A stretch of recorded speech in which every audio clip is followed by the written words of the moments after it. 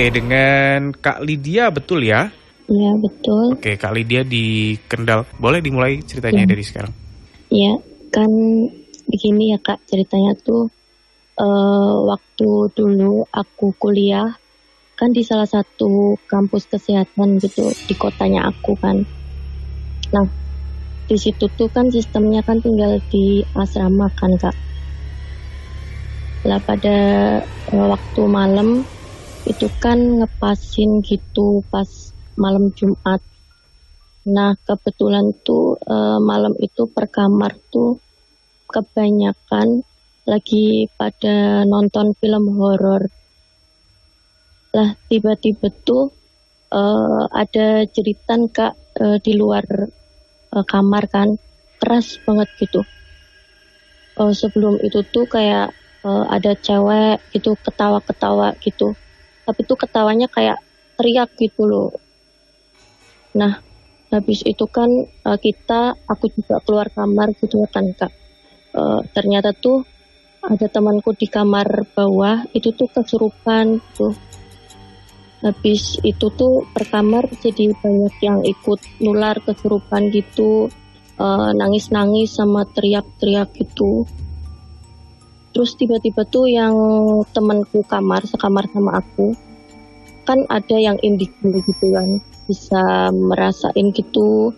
Katanya tuh badannya tuh berat gitu, kayak ada yang mau masuk gitu loh. Nah aku tuh langsung liatin matanya gitu lah, Kak, spontan gitu. Nah matanya tuh merah banget gitu. Kan kita pada takut kan Kak. Nah akhirnya tuh kita pada baca ayat kursi gitu sambil melingkar sama sambil saling ngingetin gitu. Pokoknya jangan sampai pikirannya kosong gitu. Nah kan lama hampir sejam gitu kan, yang di lantai lain itu kan masih pada kesurupan gitu. Akhirnya tuh panggil bapak satpamnya, suruh manggil kiai gitu yang tinggal di sekitar kampus gitu. Nah pas lagi diobatin gitu kan Kak, yang dirasukin tuh bilang gini, pakai bahasa Jawa gitu. Intinya tuh bilang jangan ganggu-ganggu aku, gak mau keluar gitu. Aku tuh mau di tubuh anak ini, gak mau keluar lah pokoknya gitu. Pokoknya tuh akhirnya tuh lama-lama temanku kan sadar ya Kak, sampai lemes, gak bisa ngomong gitu. Itu padahal tuh asrama tuh ramai banget, mahasiswanya 400-an gitu, sering di ngajiin, terus sering, pokoknya tuh rame gitu. Tapi kok sering diganggu-ganggu gitu, apa mungkin ada yang kurang sopan gitu kitanya ya.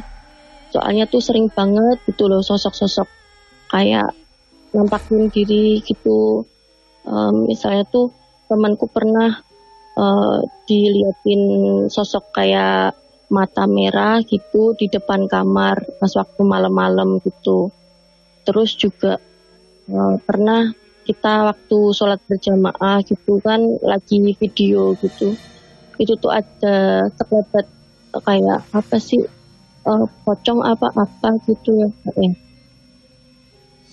Nah terus juga pernah temanku papasan kan pas waktu di kamar mandi gitu Kak, sama wujud orang bawa infus.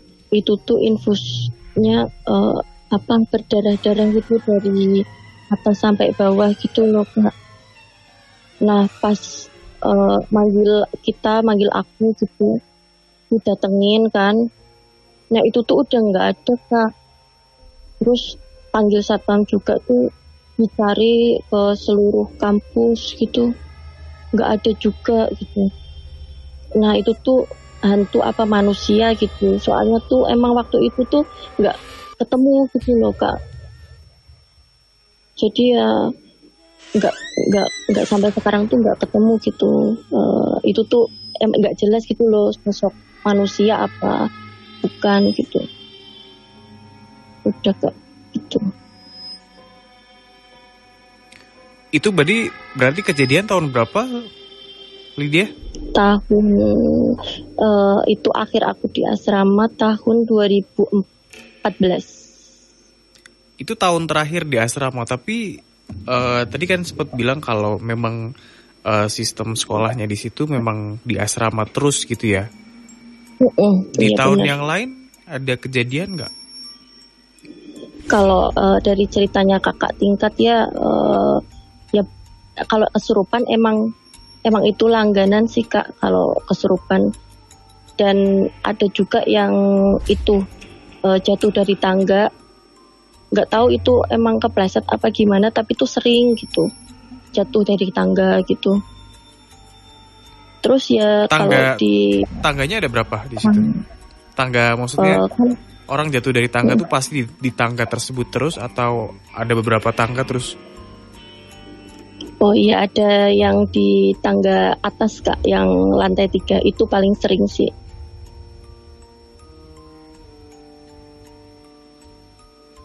Tapi cuma ada satu Pokoknya tangga ya? Di lantai 3 cuma ada satu tangga itu ya? tangganya tuh jadi tuh lantainya 3 kak. Nah asrama bawah, asrama tengah sama asrama atas. Jadi tangganya tuh runtut gitu ke atas gitu. Oh oke, kayak macam koridor gitu berarti ya?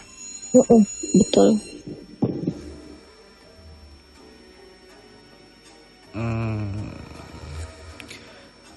Kalau yang tadi dibilang ada sosok di kamar mandi, itu laki-laki perempuan? Itu laki-laki kak. Laki-laki setengah kayak bapak-bapak gitu. Itu tuh udah tua katanya. Itu mukanya jelas gitu kalau itu bapak-bapak gitu. Terus bawa infusnya tuh udah darah semua gitu. Sebentar. Tapi nggak ada yang tes. Gimana? Infus darah semua itu maksudnya kayak orang transfusi darah atau kayak orang darahnya balik? Kita pernah lihat kan infus terus darahnya balik ke atas gitu. Oh itu infus, tapi tuh seluruh infus yang di atas itu tuh darah. Lah selangnya juga ada darahnya gitu. Sama bapaknya itu mukanya pucat gitu katanya temanku. Oh, I see. Berarti kayak orang transfusi darah gitu ya. Berarti kantongnya itu kantong darah ya. Bukan, kantongnya tuh kantong infus biasa kak. Tapi ada darahnya semua gitu. Oh, kecampur gitu. Oke, saya lagi bayangin sih beberapa. Iya. Tapi wajah bapaknya itu nggak rusak, nggak apa gitu, kayak nggak ada perban, nggak ada apa gitu. Wah kurang tahu, kayaknya tuh katanya temanku itu tuh cuman pucat gitu mukanya bapak-bapak, terus bawa infus berdarah-darah gitu. Tapi nggak ngomong apa-apa, diem aja gitu. Papasan sama temanku tuh diem. Terus temanku otomatis balik ke kamar, terus manggil kita gitu. Terus kita keluar, kita emang pertamanya nggak mau keluar kan, takut gitu. Terus akhirnya keluar juga. Terus nggak ada, terus panggil satpam, terus dicari satpam juga nggak ada, pagi juga nggak ada. Itu jam berapa sih? Itu tengah malam sekitar jam 11:30. Setengah 12 malam ya? Iya. Tapi itu kan kampus kesehatan. Ada nggak kemungkinan kalau itu memang pasien? Maksudnya apakah di kampus itu ada mini klinik atau apa gitu yang memang akhirnya bisa cross check nih emang itu pasien atau bukan gitu, Lydia?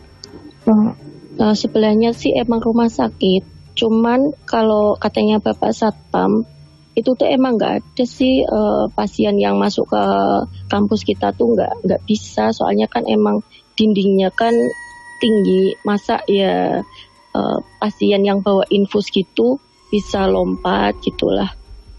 Lah makanya dari itu tuh kayak hantu apa-apa gitu.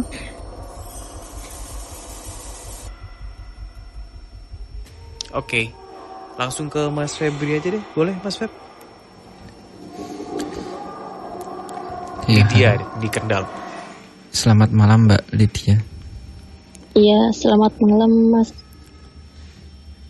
Ya kalau kita ngomongin gaib di lokasi tersebut ya Itu sangat banyak sekali gitu. Udah enggak, bahkan sampai ribuan ya. Iya, soalnya emang singit banget gitu loh Mas. Iya. Kalau saya yang melihat ya ini Mas. Iya. Itu faktor dari tanahnya ya. Oh, tanah. Nggak tahu dulunya itu kayak bekas pemakaman atau apa gitu.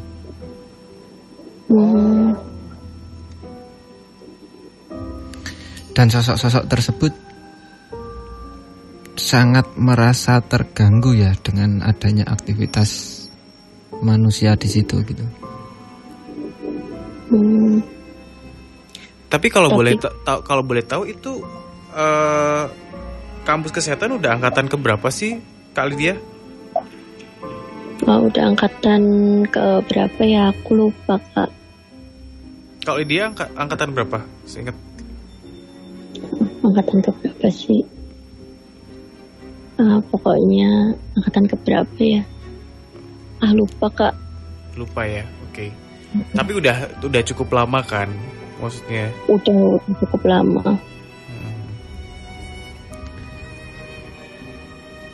Bahkan dulu pun sering terjadi kayak kesurupan gitu ya. Ini udah. Iya betul. Udah dari dulu memang seperti itu. Ya makhluk-makhluk tersebut merasa terganggu gitu. Tadi lupa nanya, kalau ada kesurupan pasti sembuh sendiri atau bagaimana sih, Khalid? Kalau kesurupan masalah yang waktu itu sih nggak bisa sembuh sendiri. Kita kayak manggil Pak Kiai itu yang di dekat kampus gitu. Tapi kalau yang kesurupan satu orang gitu bisa sembuh sendiri. Ada yang indigo kan itu bantuin temennya, kadang bisa gitu. Oh oke. Balik lagi Mas Feb. Iya. Terus kalau kita ngomongin yang wujud manusia itu tadi ya, yang bawa infus itu. Iya. Sosok tersebut memang ada ya. Jadi itu bukan manusia beneran gitu. Oh iya. Salah satu kayak pasien yang meninggal di rumah sakit tersebut gitu. Ya Allah. Berarti emang itu bukan manusia yang kabur. Bukan. Itu sosok gaib ya Mbak. Dan kalau yang saya rasakan, iya, beliau sakit, nggak tahu sakit apa ya. Intinya sakit dalam gitu Mas. Oke, tapi bukan korban kecelakaan atau apa ya? Tadi soalnya saya sempat cross check, apakah ada luka, ada rusak di wajah dan sebagainya. Nggak ada sih. Bukan. Kayak ya penyakit dalam gitu. Makanya juga tadi diceritain sosok lelaki tua ya. Iya. Kakek-kakek gitu. Kalau kakek belum kakek-kakek ya, belum. Ini kalau yang saya lihat ya Mas. Sosok beliau belum kakek-kakek. Ya belum tua banget lah. Iya.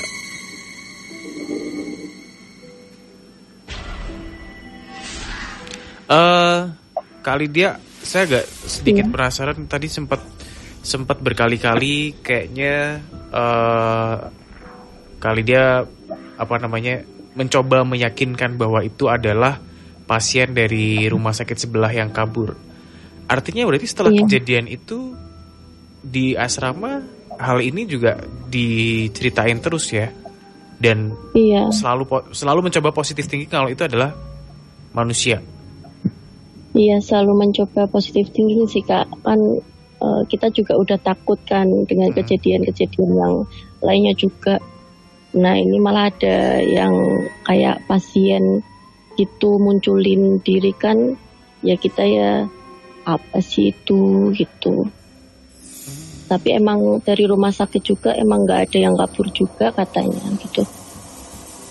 Kalau tangga Mas tadi sempat disebutin juga ada tangga yang orang tuh selalu kepleset di situ. Itu ada kaitannya atau memang faktor orangnya nggak hati-hati nih, Mas? Sebenarnya ada kaitannya dengan makhluk-makhluk tersebut ya, Mas. Mereka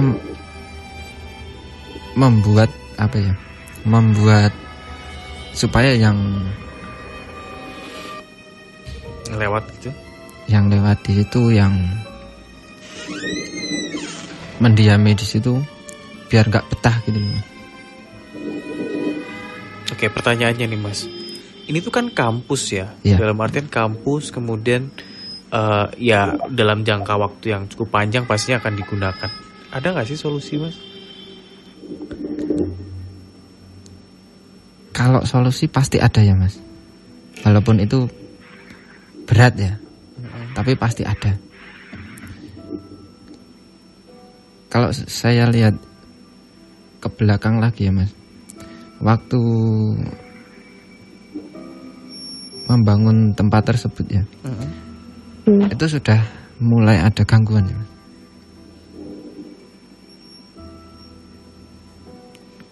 Bahkan seperti korban-korban jatuh itu sudah banyak ya Mas. Kayak ini kalau saya tarik yang ke waktu pas membangun gedung tersebut ya, gitu. Sudah banyak korban kayak jatuh, tapi nggak sampai meninggal ya. Oke, artinya mungkin usil aja ya, gangguan usil. Terus kalau tadi pertanyaannya apakah ada solusinya? Solusi pasti ada. Walaupun solusi tersebut kita ngelakuinnya agak, ya bukan agak berat sih, berat ya. Tetapi tetap ada ya. Oke. Dan kalau kita biarin seperti ini terus, kedepannya tetap akan seperti ini gitu. Oh iya. Cerita terakhir apa kali mungkin dari adik kelas mungkin ada sempat cerita nggak? Mungkin dekat-dekat ini. Oh kalau adik ya, kelas sekarang kejadian tersebut mungkin masih ada ya. Masih ada. Oke. Kali dia tadi gimana? Mau? Kalau kejadian yang barusan adik kelas ya kurang tahu ya Kak. Soalnya kan kampusnya juga mungkin asramanya sekarang kosong kan. Sekarang lagi itu kan kuliah online mungkin. Oke. Mas Feb kosong Mas. Kosong lama ini mungkin Kak. Udah lama banget kan sejak pandemi mungkin. Dekat-dekat ini kan 2 tahun yang lalu ya. Iya. Kan kalau menurut mereka kan sangat nyaman berarti ya. Kalau kosong kayak gini malah nggak jangkanya 2 tahun itu kalau kita kayak mengalami hal tersebut itu serasa cepat sekali Mas. Maksudnya? Jadi mungkin 2 tahun ke belakang atau 2 tahun setengah gitu pernah ada kejadian serupa gitu. Oh oke. Paham. Nggak gini, pertanyaannya adalah ini kampus kan sekarang kosong. Iya. Berarti bagaimana tuh sekarang? Kondisinya bagaimana kalau di Kondisi Terawang kampus sekarang? Kosong karena asramanya nggak ada yang nempatin. Apakah makin banyak ya Mas? Oh.